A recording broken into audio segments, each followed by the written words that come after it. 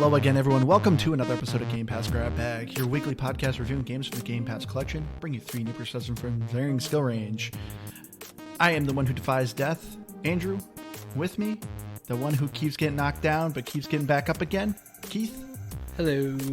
And the one who drinks more wine than Dionysus, Liz. Hey guys. And this week we had a listener pick, so thank you so much Untitled Chaos for recommending that we try out Hades by Supergiant Games.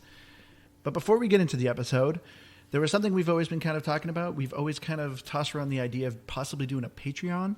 And as our listeners, we really just kind of want to ask you guys, is there any particular content, if we did a Patreon, what would you guys want to hear from us? What would you want to see? Please let us know. You can email us at gamepassgrabbag@gmail.com. But getting into the episode, Hades is a top-down action roguelike. So you know this is right up Keith's alley. Yeah, girl. Where you play the son of Hades himself, who is trying to essentially escape the underworld. So, I'll start us off here on this episode. For Hades, this is a game. I was very excited for it, and we have obviously covered a ton of roguelikes. So this, of course, is just another one. But you're probably already wondering what makes Hades different and why I liked it, compared to the other ones. This is the first roguelike that legitimately had a story, and it was quite refreshing. So, yeah, this is a game. Well, you know me, it's a roguelike, so I'm into it. I'm going to play it. I'm going to play way too much of it. And yeah, I think you kind of summed it up, but in a lot of ways it does just what every other game does, but it has a few tweaks and it actually has a story. And I kind of liked it. I don't know. We'll talk about it, but it's definitely a game. For me, it's a game. But I think this is coming from a noob's perspective. It took me so much longer to progress that I did kind of get sick of the game before I think I was supposed to. So Andrew was telling me like what's ahead because I didn't finish it. But for me, I'm just still kind of just grinding through the first part of it. And so for me, it kind of is starting to feel like a dud. But I think it's unique and I enjoyed it for the first couple hours. So it's still a game, but I think that if I was better at video games, I would have enjoyed it more. So as I said, yeah, Hades is a top-down roguelike from Supergiant Studio. Keith, I don't know if you know any of their games. There was 2 games. It's been a while. I saw the studio and I was like, man, I know the studio, but I couldn't remember where it's from. But they earlier in like the 360 era, near the end, and the Xbox One era, I guess, early on. But the 2 games that they created before was Bastion and Transistor. And those games were so good. Those 2 were also top-down action. They weren't roguelikes, but they were top-down action, like RPG-type-esque games. And you can definitely see just the roots from those games in Hades. And the story of Hades, as I said, you are playing the son of Hades. You're Zagreus, who is basically fed up with his father and just wants to be, I guess, a rebellious teenager. And so he's trying to escape the underworld, but your dad's like, I'm not going to really try to stop you because nobody escapes the underworld. But luckily you get the help from the Olympians, and as you're progressing, they're giving you power-ups, they're giving you new weapons, and you're essentially just climbing your way out of the underworld. And as you progress, try not to get too much into it because we don't want to get into too many spoilers. I don't know why I'm mumbling so bad today. But overall, I thought the story was really interesting. I did too, but maybe it's just because I'm getting older. I also thought that Zagreus was kind of just like a punk. Oh, he definitely was. Like, you was. want all this, like, responsibility, but you can't even clean your room after your dad says to multiple times. Like, focus on yourself a little bit, and then maybe go on your adventure. The dog's sick and worried about him because, he can't even take after himself. But, so for me, I kind of just thought, like, he needed to mature a little bit. I guess. I think I might have skipped over some of those parts because, as with many games do, I did skip a lot of dialogue because there is a lot of dialogue in Hades. Yes, lots and every lots time of you pick dialogue. up a perk. Yeah, so it's a bit much at times, but the voice acting really good. Not to get ahead of it, but it helps a lot for sure. And then on top of that, I just think that overall, I don't know, a lot of it is just filler in some ways, but it isn't at the same time because, as with the Greek gods, their stories were very, very intertwined, and the dialogue is and I don't know if they get into all the gross stuff. I might have missed it if they did. There's a lot of gross stuff in Greek mythology, but they don't get into too much of it. Yeah, but it's very loose Greek mythology, I should say. Yeah, that's the vibe I was kind of getting because not that I know a ton about Greek mythology. I kind of know the god and goddesses' names. That's about it. But ultimately, I think that it was just interesting. Yeah, because if you really wanted to follow along, there was interweaving relationships and all of this just things going on. But ultimately, like, I kind of just focused on the conversations that you have with Hades, your dad, or Hades, as we like to call him, and like maybe one or two other characters. Like, I actually was really focused on the dialogue between your character and them.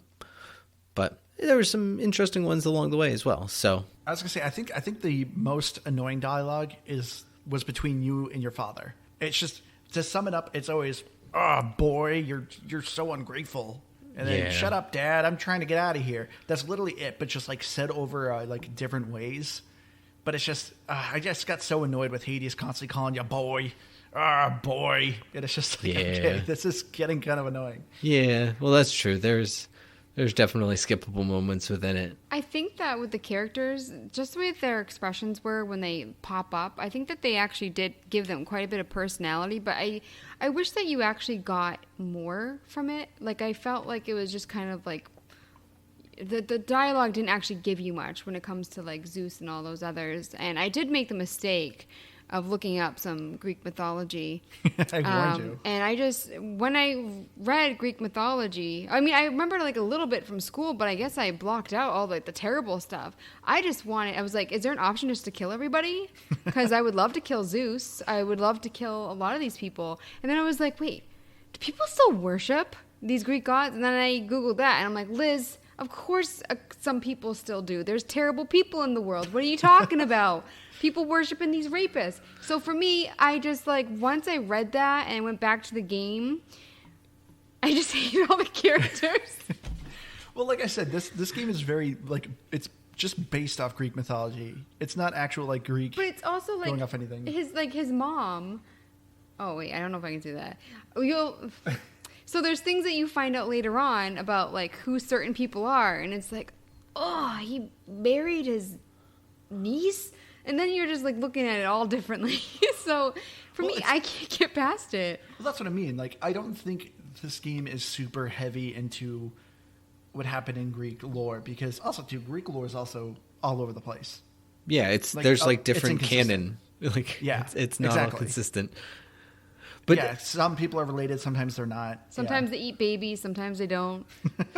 See, but I think that's part of what made the story interesting too, and I think it felt refreshing to have in a roguelike, is it made all of your runs or reruns feel so much more meaningful than just one more run. You're like, okay, yes, I'm going to find out more of the story. I'm going to get more of what's going on. I'm going to now I want to know, and it's not just because I want to do one more run.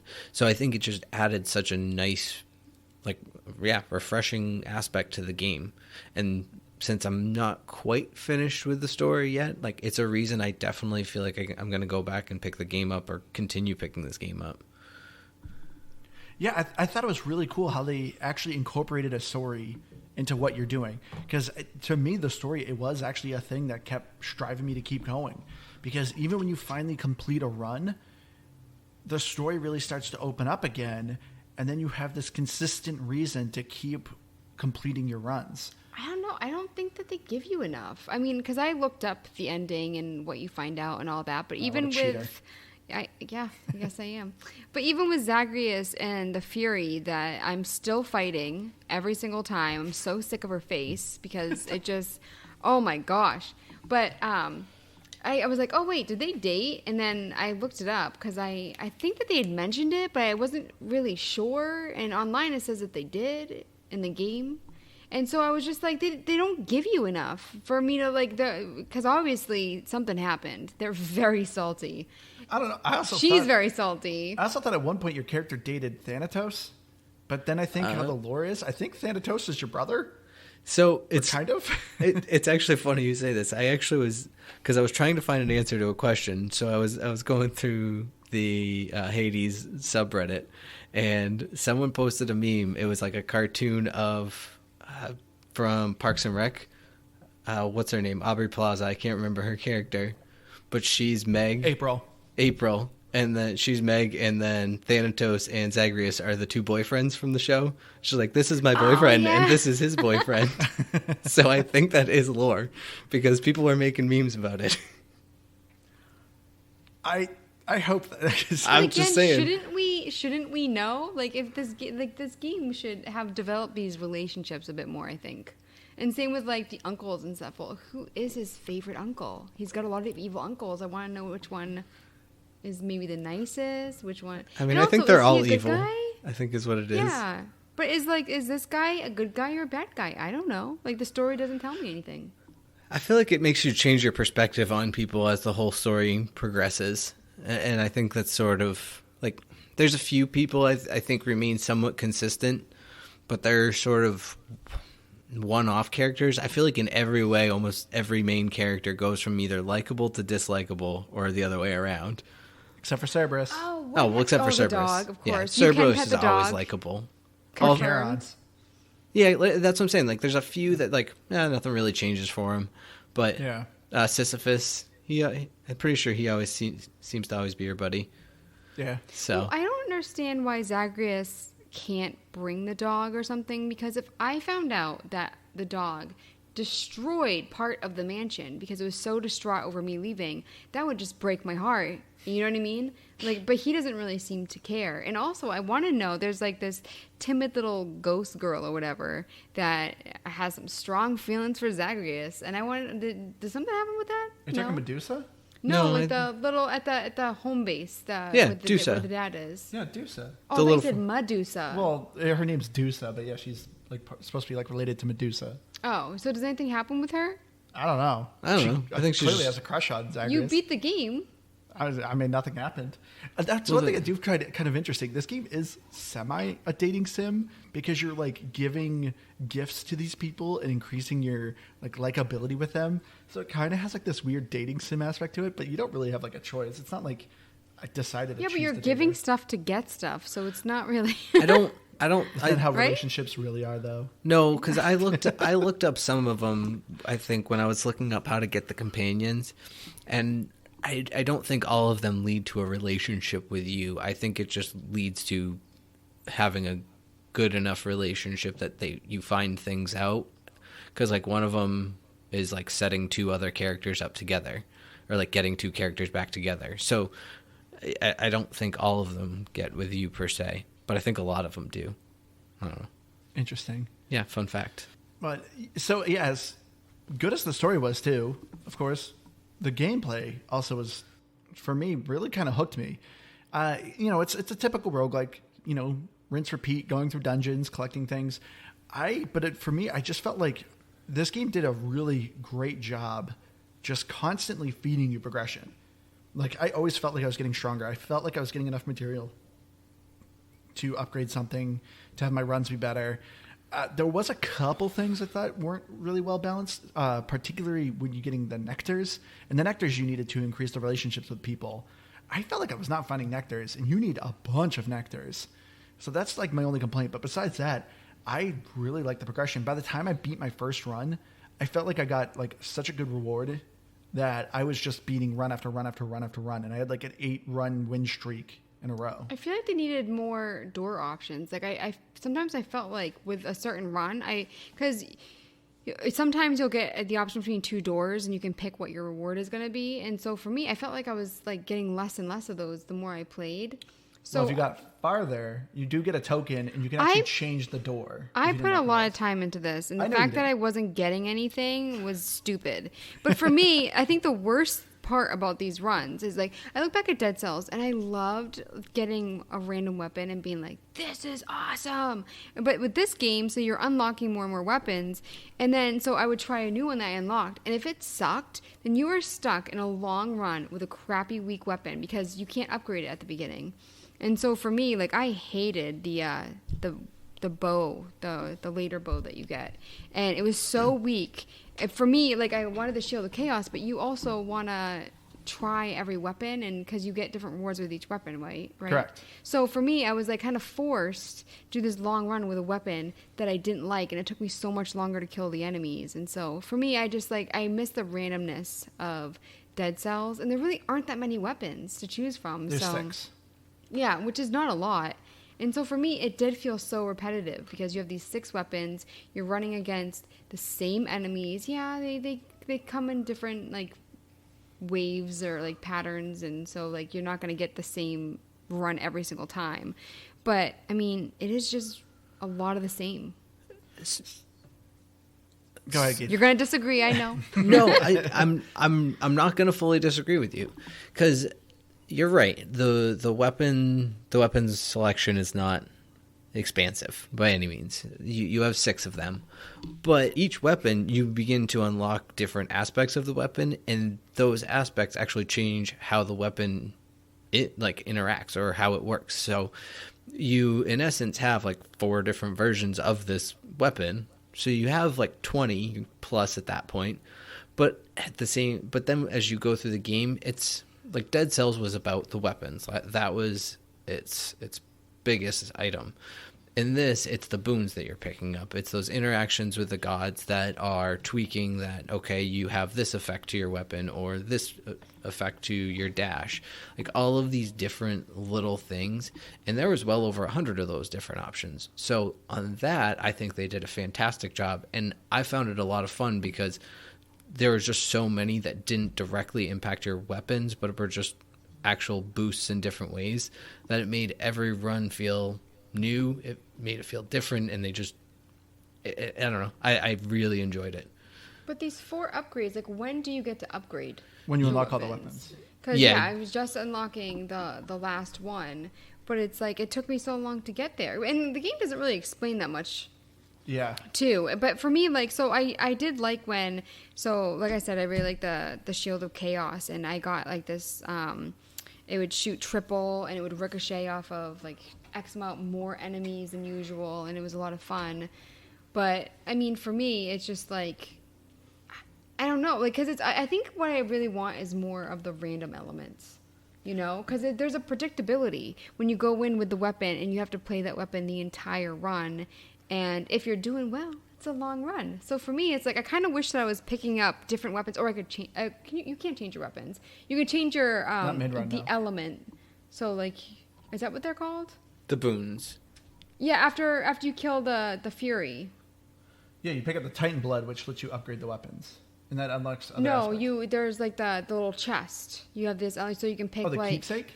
Yeah, the keepsakes. You can change that, but so for me, I just like halfway through the run, I was just like, I want to spice it up. See, but what I liked about it though was you built towards something. Like I didn't feel like I was just hoping for something random to happen. And I still think there was definitely a lot of randomness to it, because you could have runs where you're hitting like actual boons that go hand in hand with each other. But when you're going through and each of them is tiered out, common, rare, epic, legendary. And when you see an epic and it's like, oh, they take 15% of rupture damage if you knock them back, but you don't have a knockback, you're like, well, I would love that, but it does me no good. So like you need to hope to get the right boons to work with each other too. So I want to go on a little tangent about the weapons here. So I like that there's only 6 weapons. To me, this game felt like it was a lot more focused on skill than you just being at the mercy of the random number generator. Because anytime you get a boon, which is a perk, you have one god who's giving you this perk.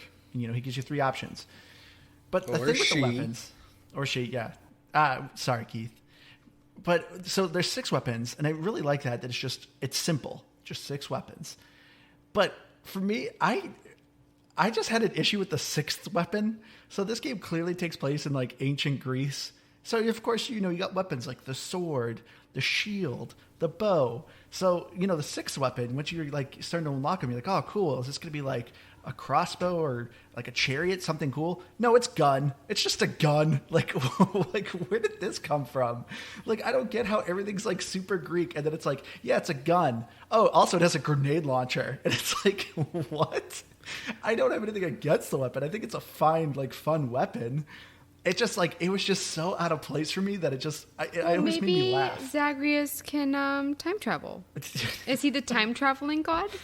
I don't know. I did not like it. I didn't really think about it, but it kind of, I don't know. It looked like it was like powered by fire, like hell's fire. So I don't know. I thought it has a clip, and you reload it, and you even upgrade it where the grenade launcher becomes a rocket. It says, it's like, what is this? Oh yeah, that's right. And next to the clip, it actually just has a little icon of bullets.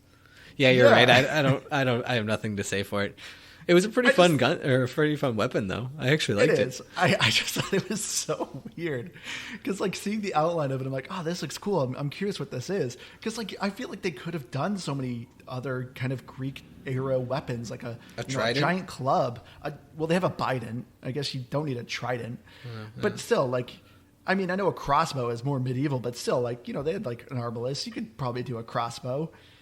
It's more realistic than gun. Yeah, maybe like an axe or something. Yeah, exactly. Yeah, an axe would have been cool. Like yeah, that's just what I mean. Yeah. It was a fine weapon. It was another ranged weapon, which is cool. But I at least like the weapons, and I like the game really encourage you to mix it up. I had a favorite weapon that I wish I would always go with. But yeah, when you're first starting your run, it would show like a weapon and it would glow, like with a dark purple ooze showing like, hey, if you pick this weapon, you're getting 20% more like of the darkness or gems that you're collecting. So it always encouraged you to play different weapons. And then, yeah, as Liz was saying, when you progress with that weapon and get farther in your run, you get rewards. So if you beat the first boss with the sword, you don't get that one-time reward anymore. It's only the one time until you increase the difficulty. So really, I love how this game just really encourage you to just keep playing differently.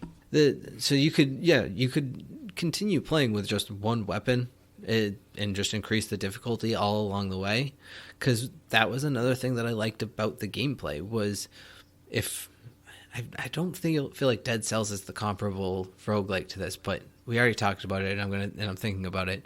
So in Dead Cells, we talk about, I think, this every roguelike, is it's just so stinking hard.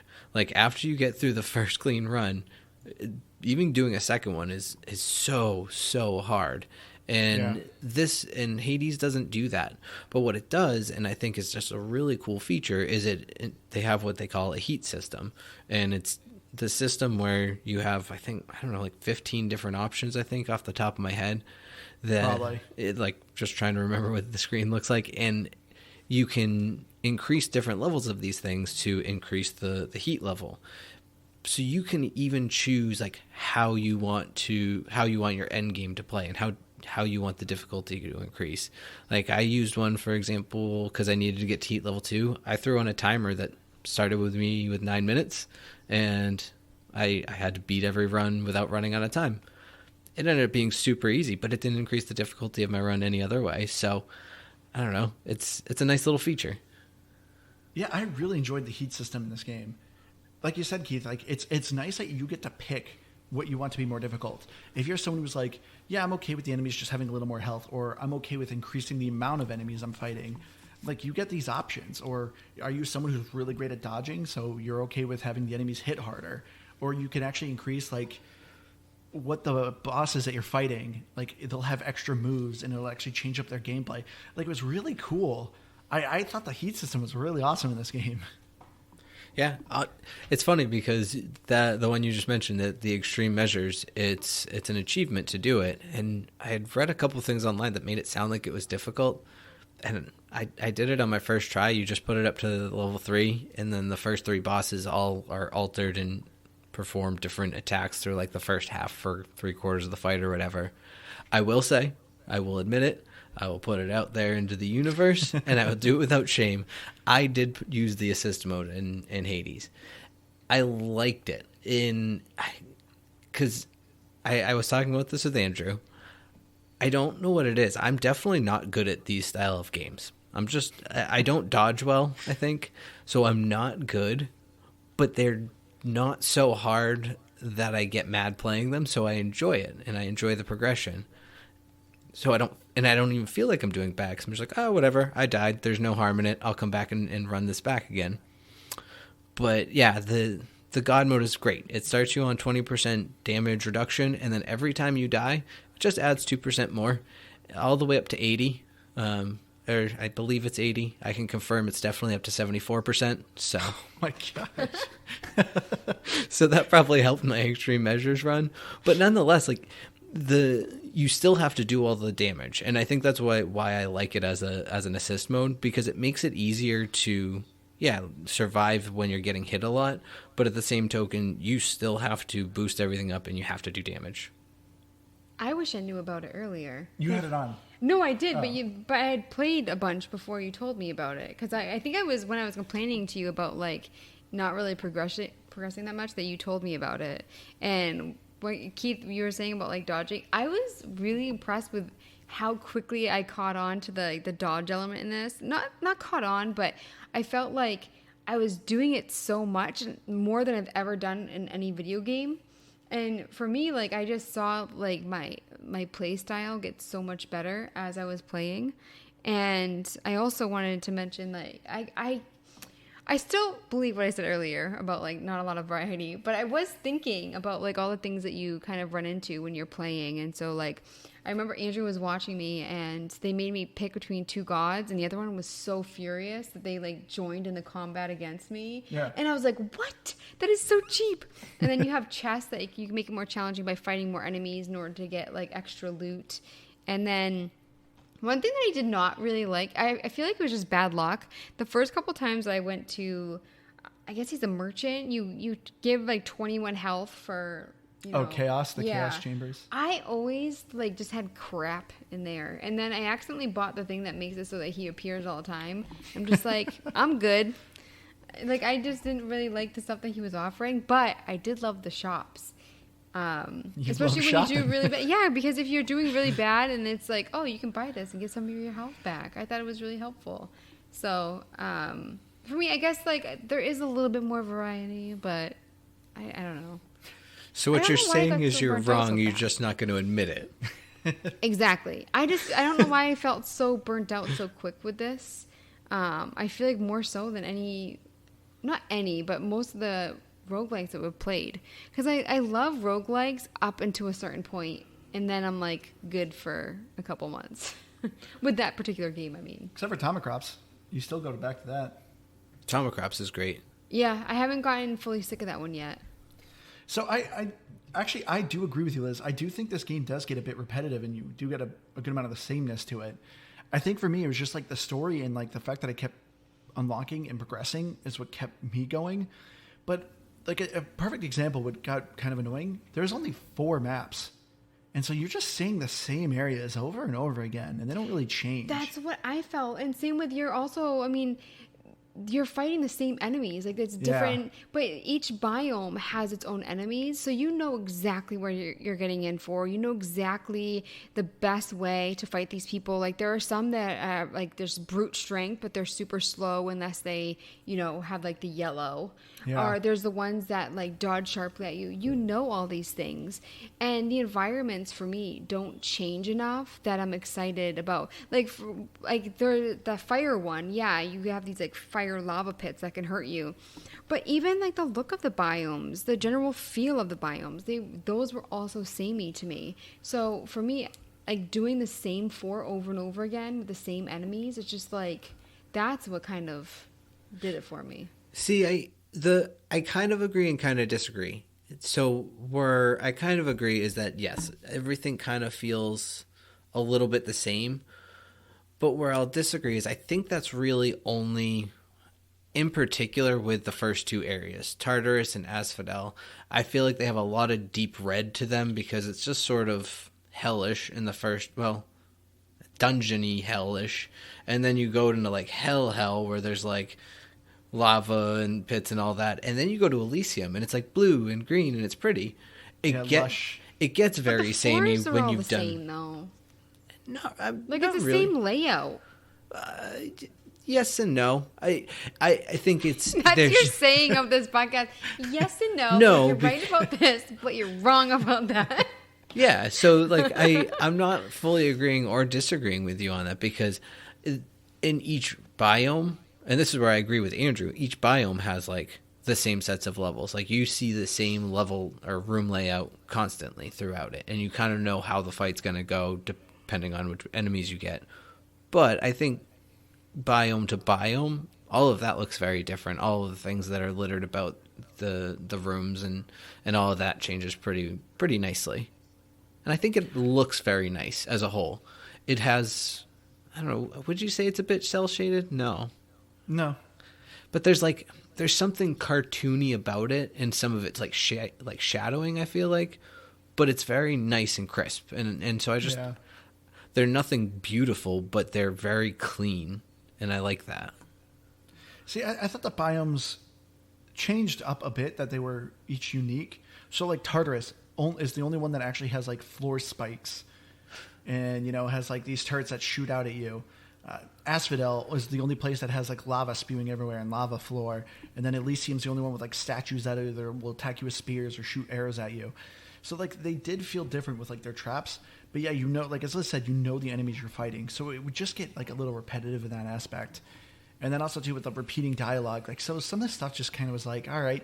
And for me, I hated Asphodel, the fire world, because majority of its world is just empty, and it has these big open spaces and a lot of open lava area. So there's some enemies that float and don't take any damage off the lava. And if you end up hitting them out in the lava and you have a melee weapon, like you're kind of like, well, I have to go out there and fight them. I just did not think Asphodel was designed very well. And like it graphically is cool looking. It just like, it was so annoying when I would get in these fights where like, I'm just taking so much damage because I have to go out in the lava to fight these guys because I have a melee weapon. I mean, you could use your B, but if they're supercharged, or I don't know what it's called when they're yellow and they have more health. It's when they have armor. Yeah, when they have armor, then you need a lot of hits, and it's just like you'll be there all day kind of thing. But it was there, and not to backtrack a little bit, but because we were talking about enemies, did you guys have an enemy that you hated? Or that you just went for first? Like, so for me, like the bomb guys, they weren't that annoying, but I also knew that they would probably get me eventually. So if there was a room with like the little bombs, I'd always go for them first. Oh, I hated the butterflies. Specifically, I hated there's like a mini boss fight with a giant butterfly ball that's armored, and it just keeps reviving enemies. I hated that fight so much. Yeah, I didn't care for that one, I will say. I think overall, it was just like the big fat blobs that would just lunge at you because they were just faster than they felt like they should be, and it caught me off guard. Oh, yeah, it just caught me off guard all the time. They weren't particularly hard. They were just annoying, and I always forgot about them. But in particular, I think I hated, it was like just this one room, and it was in Asphodel. It was the room where it was, I don't know, like 6 harpies or whatever they were. They just shoot like bursts of those purple balls. Yes. If you had that was one of the fights that I hated because they always were armored. if you had a good deflect, it really wasn't that hard of a level. You'd fire those purple balls back at them, no problem, kill them. But if you didn't, it was just a pain in the butt. Like you had to chase them down. They think they teleported as well. Like they're just annoying. I think my favorite were the little wheels or the flame wheels. The little chariots, because they just sound like little kittens. Like I'm pretty sure they just took a kitten sound and they meowed. It was it was very weird, but it made me giggle. Just like it was funny. What did you guys have for a favorite weapon? Oh, easily the gloves. I think they were just the most fun. Easily the Shield of Chaos. Oh, for me it was the Bident. I love the Bident. I did like the Shield of Chaos. I liked the spear or the Bident, but as a whole, it felt too slow for me. I didn't like the big heavy hitters. I liked moving fast. So yeah, I liked the shield. I liked the gloves. I would just get right up in everybody's face, and maybe that was why I needed God mode a little bit, as I just wanted to be tank mode all the time. But yeah, I thought they were a lot of fun. I think the spear, what I didn't like is that when you did, I think it was your Y, it would shoot out. And it was great because on the way back, it would hit the enemy again. Yep, but you had to hit damage. Y again, though. And so for me, I would always forget to hit Y again. And Or then if I'd you go hit to X. If you hit X, it comes back too. No, but like usually when I hit Y for like the Shield of Chaos, I don't have to hit it again to get it back, and I would forget and then go to do my next attack and forget and then be too close to the enemy. Yeah. So for me, it was just another like thought that I would have to have using it, and it was also even if you hit Y fast, it was still pretty slow. But yeah, that Shield of Chaos, I said it earlier. You get the triple shot and the ricochet off of like 4+ enemies, and it's just piece of cake. So I like one of the upgrades for the shield. When you have it upgraded to the Shield of Zeus, instead of throwing it out and it bouncing, it actually just like slowly keeps spinning and spinning and spinning and literally stays stationary and just spins. So I would just stand in the middle of it and have enemies come to me and just fight them as the shield just keeps spinning and damaging everyone around. That's kind of like the bee that like sometimes you could get like the circle it was thing just for like it. that. Oh, okay. But yeah, I thought I like the spear because the spear was, for me, melee, but it had good range because it's secondary. You could actually throw it and actually it be a ranged weapon. So for me, it felt like such a good middle ground of I could be close to people and do melee. It was just a poke. It would also pierce enemies. And I don't know. I would never hold. So you could hold some and then it would be like a supercharged shot. And I would never do that because it's like you usually have like a ton of enemies on the screen. I don't have time for that. Well, that was part of the reason I didn't like the bow either, is I just didn't like having to charge up just about every shot. The bow was just slow. Yeah, it was never really a fun. I thought it was weak. It really wasn't. If you charged up your shots, and I think there was like a perfect release point that if like you could hit it, it was like double damage or something. So it was strong. It just was slow and boring. No, if you're doing Y, which for me, Y for most weapons is usually a lot stronger and faster. And the bow, Y is the weakest out of all the weapons for me personally. So like I'd have to hit somebody like 10 times more than I normally would. And so for me, like, Y is my favorite, and Y I think is the weakest with the bow. So the Y for the bow isn't that weak. You just weren't using it right. So what you had to do, you had to use it like a shotgun. You had to be right against somebody and do Y, because then you would hit somebody with like 5 or 6 of the arrows that you're shooting out. That was the purpose of it. Okay, but at the same time, it's like with a bow and arrow, I wouldn't think that, because bow and arrows are supposed to be ranged weapons. So for me, that's kind of dumb. See, there's an upgrade for the bow. With the Titan blood, you get it. I think it's the bow of Charon. No, not Charon. Karen? No, it's one of the centaurs. I'm forgetting his name. Something with a C. No, but yeah, when you hit an enemy with your basic attack, it actually puts a lock on him. So then when you press Y, you unleash your entire volley, and it goes straight to the enemy. It was actually a lot of fun to play with that bow. That's nifty. Yeah. I also think too, like, isn't the whole point of ranged weapons that you need some distance? So Keith was saying that the annoying blobs that jump out at you super fast, the Y is perfect for that when you have a ranged weapon. Why do I want a ranged weapon that I have to be close? Who designed that? You probably would have liked gun, but you never got gun. Yeah, I mean, I think the point was you try and get off 1 or 2 shots, and then by the time they've jumped on you, because especially if you're fighting like a bunch of the little floating heads or whatever it was in Asphodel, I think, or Elysium, I don't remember. But if you're fighting like a handful of those things and you unleash a couple volleys, you're going to do all right. But yeah, it was just boring. I liked getting the extended range on the fists, because then it kind of felt like I had a ranged weapon with a melee weapon, because it could poke from pretty far. And I don't know, I was just so fast. I was like Sonic everywhere I went. Got to go fast. I also, I think I have the keys for the gun, but the reason why I don't have the gun yet is because I had to fight that Fury again. I had the crappy bow that I don't like, and that's when I was done. I was like, I think I have the keys, but I just like, if I fight that Fury one more time, I'm gonna lose it. So I think I solved the mystery. I just looked it up. Supergiant Games is an American studio, so that's why there's a gun.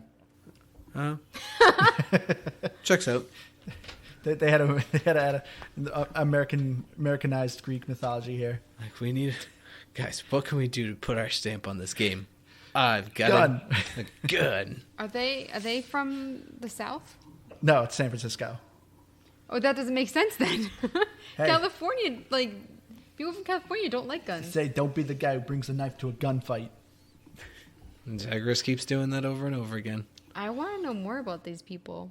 Californians that like guns? But yeah, so it's like, even though we're kind of complaining of like some of the biomes were kind of not that great, I will say, I know Keith, you mentioned it, but I think the sound design and the voice, specifically the voice acting, is really good in this game. Yeah, they sometimes have like echoey for some, so they kind of sound like they're like far away or like underwater or something. I can't describe it, but it fits the game. And I really liked like Hades compared to what was it, Nyx. Yeah, Nyx. Yeah, so in the Fury, in her voice, you could tell she really hated Zagreus. Like he cheated or something. He did something with that relationship, and you could just hear the venom in her voice. And I'm just like, I need some backstory. So I think the voice acting was great. Do I really remember a lot of the? I don't even know if there's music. I know I like the sound effects. There is. The music to me, I wish it was louder. The music's really good. When you die, it's good. The only time I really notice the music is the final boss fight. I love the final boss fight music, but I mean the general boss music is good, but the final boss fight music is really good. But Keith, did you love the music? Because there's a couple times with the mini bosses they threw in some nice butt rock there. It's funny because I can't put a single tune in my head, and I think I played close to 30 hours of this game, so it's not memorable. So I guess that's good. I mean, I know that's not a new thing for me. I've said that many games before, but I was listening a little bit to a couple songs like in the main area because you can change the songs there, and they were kind of catchy little tunes from what I remember, but I don't remember what they were. Yeah, there's a couple pieces in the game that actually are like designed for the game and actually have like vocals. Like they have a female vocalist. And, I mean, if you play the past games of Supergiant, like Transistor, the whole point of Transistor is you're playing a singer who her voice was stolen. And so, like, that game had a whole bunch of, like a female vocalist throughout the entire game. Top-notch soundtrack. And so I think it sounds very similar to the same girl. So, but yeah, they have a nymph that you find out in the wild, and she always sings a song called Good Riddance. It's a great song, and eventually, yeah, you unlock it and you get to play it in your main, like, hub world. But I think the soundtrack's great. I just wish it was louder. But yeah, the voice acting to me, like as Liz said, the voice acting cast is top notch. Zagreus sounds very familiar, but I couldn't place it. I mean, I think just overall the voice cast it does a great job. Like telling the story and like it drew me and it made me interested. Like yeah, you made a good point, Liz, with Meg and like just the way she talks to you with like such resentment. So good. I also love, too, there's a narrator that explains things. Like, he especially explains things with Cerberus. This game loves Cerberus, which I'm perfectly okay with. You can gift to the dog, too. Yeah, you give him a gift. There's actually a point. I don't want to spoil it, but when you actually meet him outside of the hub world, it's pretty funny, like, how they kind of do things and the way you kind of progress. So this game clearly loves Cerberus, and I'm 100% okay with that. Yeah, he's an adorable dog. Yeah, he's the perfect pup. All dogs are the perfect puppers. There's you get to pet him. Yeah, there's no. Yep, you can pet him. Unless you saw differently, Andrew. No Cerberus butthole. No butthole. I like how you started laughing because you knew I was going there. Oh yeah, because I mean it always made me curious. He has 3 heads. Does he end up having 3 buttholes? No, I don't think that's how that works. I think he's just 3 heads. They just share one stomach. Yeah. One everything else. Maybe. Yeah, it all goes to the same place. But I think overall, too, it's one of the things that helped the voice acting is, unlike a game like 12 Minutes, you can't talk over each other by, like, different actions. At worst, you can cut them off early, and that can make some of the audio sound a little disjointed. But otherwise, if you kind of just listen along to it and, like, carry through it, it all seems very flowing. And you guys have both said it.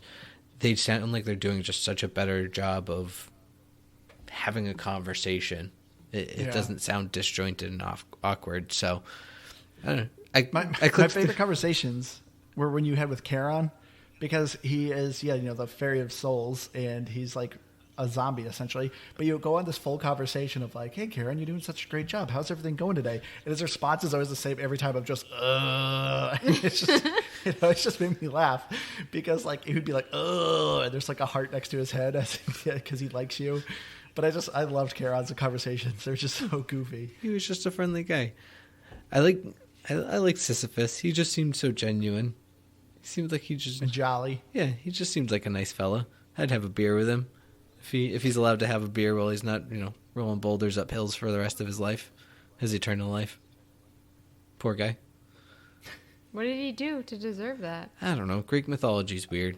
He escaped death. He tricked Hades. I can't remember his original sin, if that was it, but that's what they at least explained in the game. Because, your character asked that, and he says he escaped death, but eventually it caught up to him, and this is eternal punishment now. That's probably about accurate. I mean, Probably. That's pretty strict. I can hold a grudge for all eternity. Like, I'd feel so bad after 10 minutes if I bring that up. What? Have you met you? I can't hold a grudge to save my life. Babe would sway your favorite movies Back to the Future because you love bringing up the past. Oh, no, I like doing that.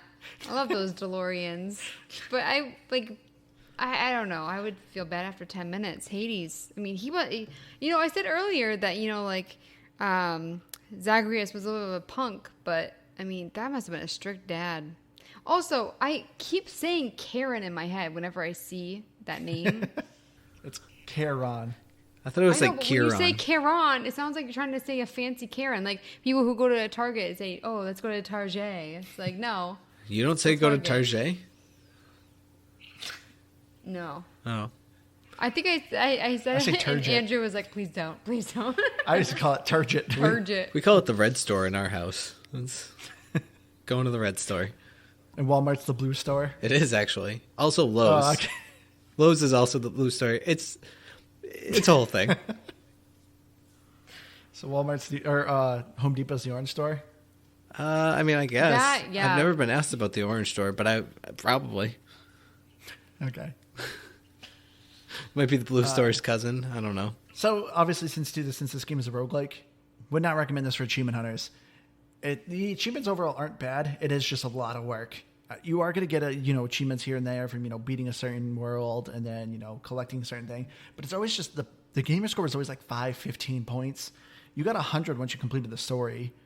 So like you got a couple here and there. But of course, being a roguelike, you got these crazy achievements of beating it on max difficulty, maxing out the levels of all your keepsakes, which there's like 28 of them, and that's you need over like 75 encounters to max one out. It's just a lot of work.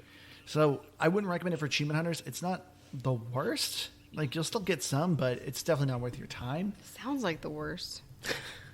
The time for beat main story, you're looking about like 21 hours, and if you want to complete the game, you're looking at 96 hours. So I don't know if you want to stick around that long. As a noob, like if you're a noob, it's gonna take a lot longer than that. Yeah, I mean, I put I think 28 hours in, maybe a little bit more, and I'm kind of getting near the end of it. I'm just seeing the same worlds over and over again. It's just kind of like, all right, been here, I've done that. I thought you beat it. I have beat it, but you can still keep going, and there's still more achievements, and there's still an epilogue that you can get at the end. Because even though you do have an ending, there's like, oh, we have a plan to fix this situation, and so you have to kind of build up for that. So I don't know if I have the time to work into that. Especially because you keep losing with the gamer score every month. So, I mean, you really don't have the time to... Yikes. Thank you for bringing that up. Liz throwing shade. Yeah, I guess I'll mention that again. If anyone else wants to, compete with me in Gamerscore, we have a couple listeners every month. We're doing this, trying to compete, see who can get on the top of the leaderboard.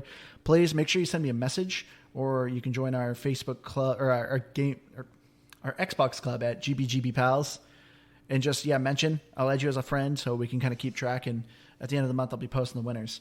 But yeah, getting into our final thoughts here. So for me, as I said, Hades is a lot of fun.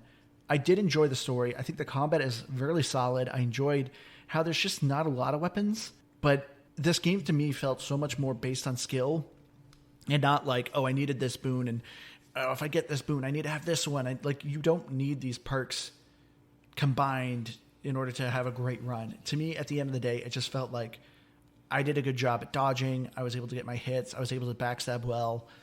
I just beat this because of my skill. So I think Hades is just a lot of fun. I was very surprised that this game had a story, and the story was actually pretty compelling. It wasn't anything, it's not something I'm going to, be thinking about forever with such a great story, but it was fun, and it kept me going, and the voice acting kept me going. For me, I think I'm just going to give it an 85. It just got a little repetitive in the end with the same biomes, same enemies. It was nice kind of changing up what the boss fights did with the heat system, but not enough. So... Yeah, I love Hades. I think it's a great game. It just sucks me in, and I just found myself playing and going back over and over and over again. And well, it took me a long time to beat my very first run, probably longer than it should have for the amount of games like this I play. But at the same time, I never got frustrated with it. At each run, I was like, okay, I'm making progress. I know how to do this. And once you beat it, like Andrew had said at one point, it's for whatever reason, the game doesn't change, but it feels like it's easier somehow. And I don't know what it is, but you just kind of get used to beating it through and through. And so I think it's just, it never feels defeating. And I think that's what I like most about it and why I kept playing it and want to keep playing it. And yeah, the voice acting's great, but you can skip it. It doesn't really hurt it. I think it's really cool that it has a story, and I think the story actually gives you a reason to continue playing, whereas in any other game in this genre, it's like, I don't even need a story. I'm just doing this thing over and over again because I feel like it. So I thought that was cool. And yeah, I give it an 89. I have a quick another thing. Did you want to say your score first, Liz? No, go ahead. So, and another thing, I forgot to mention, so this game is, of course, on Xbox Cloud, and it does have touch controls. Oh, yeah. I would not recommend the touch controls. So I played a little bit of it, and I think I died even before I got to the first boss. It was nice. It's nice that, this was still an option. But Keith, I don't know if you've had this issue. I know you've been playing with touch controls a little bit too. But sometimes when you're moving with the joystick, like it sometimes just like loses my thumb and just like will stop your character. I don't know if it's my phone. I don't know if it's latency. I don't know. But you cannot have that in a roguelike. You can't just be moving and then stop moving. Yeah, that was the only reason I actually played it for any extended time. And I think the longest I might have played was like 2 runs and just the same. I didn't even make it to the first boss, I don't think, on either of them. But I played, I don't know, like 25 minutes because I was sitting in a hotel room and that was my only option to play Xbox, and I wanted to try this game, and it was there, and it was like right after it came out too. But yeah, it definitely did. I feel like probably it'd be better on like a tablet, but I don't know if I want to hold a tablet. I think it would be. And it's fine with a controller. I can say that. Yeah, I was gonna say I think it would be if I had like a Bluetooth controller that hooked up to it, or one of those like connectable controller devices, which I really want to get my hands on because they just look like a nice clean option for this cloud gaming. So yeah, if anyone wants to send me one, I wouldn't say no. Every episode you keep asking. I will say the cool thing with the touch controls is they designed the buttons to look kind of like Greek. Like they were kind of like this onyx stone tablet slate kind of looking, how they like designed the buttons and the controls. So I thought that was kind of a cool touch, but yeah, would not recommend touch controls. Anyway, Liz, go with your score.